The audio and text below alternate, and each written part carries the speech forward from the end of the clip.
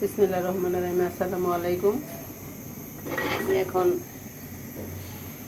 ছোট ইলিশ মাছ দিয়ে বেগুন দিয়ে আলু দিয়ে রান্না করব। আমি দিয়েছি তেল, দিয়েছি পেঁয়াজ। এটা আমি একটু নেড়ে চেড়ে নিব।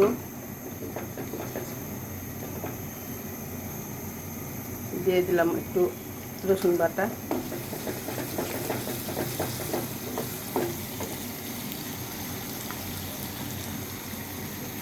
দিয়ে দিলাম মরিচের গুঁড়া, দিয়ে দিলাম হলুদ,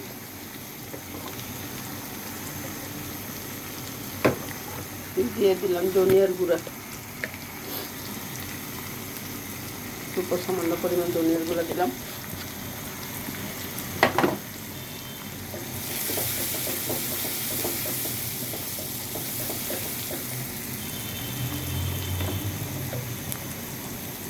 আর একটু ধনিয়ার গুঁড়া দিলাম, একটু জিরার গুঁড়া দিব না।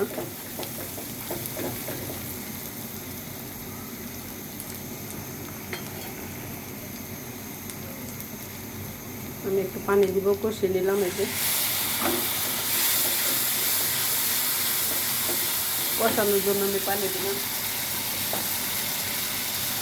নুন দিলাম পরিমাণ মতো।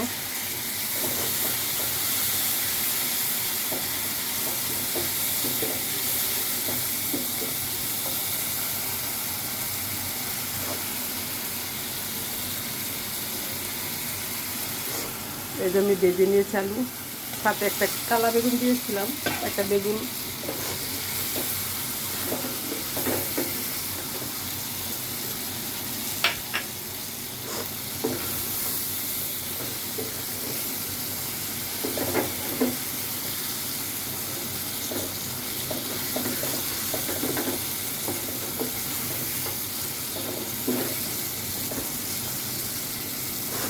এটা একটু কষিয়ে নিলাম।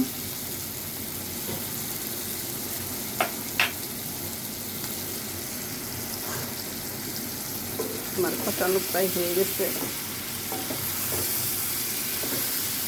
আমি পানি দিব, জল দিয়ে দিব।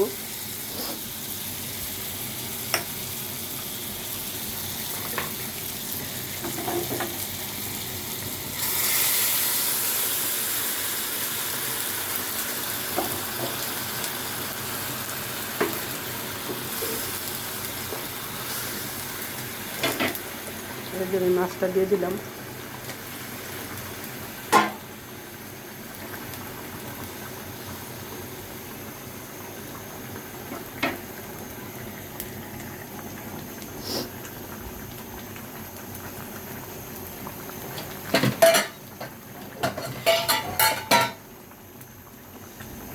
এটা আমি ডেকে দিলাম।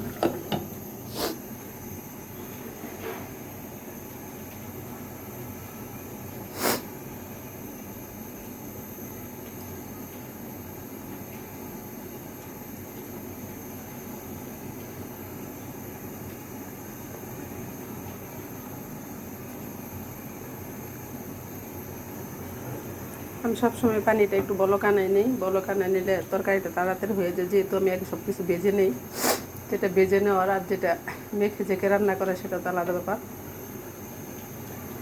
সবসময় পানিটা ফুটাই নেবেন, যদি ফুটাই নিলে রান্নাও তাড়াতাড়ি হবে। আমি একটু দেখি,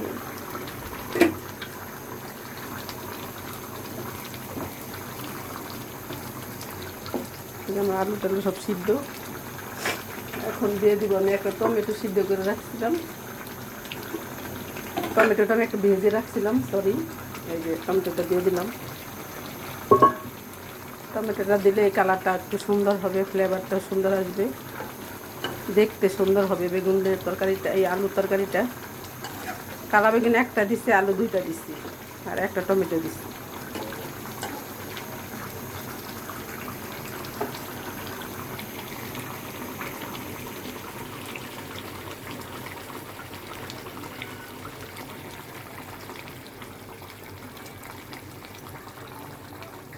দেখেন আমার তরকারি প্রায় হয়ে আসছে, কারণ আমি সব কিছু আগে বেজে সিদ্ধ করে নিয়েছি, এই জন্য একটু তাড়াতাড়ি হয়ে গেছে। একটু হালকা জলে জল রান্না করছি। দেখেন আমার কালারটা কত ফাইন হয়েছে। আস্তে আস্তে একটু কালারটা আরও সুন্দর হবে, একটু কমায় দিছি চালটা।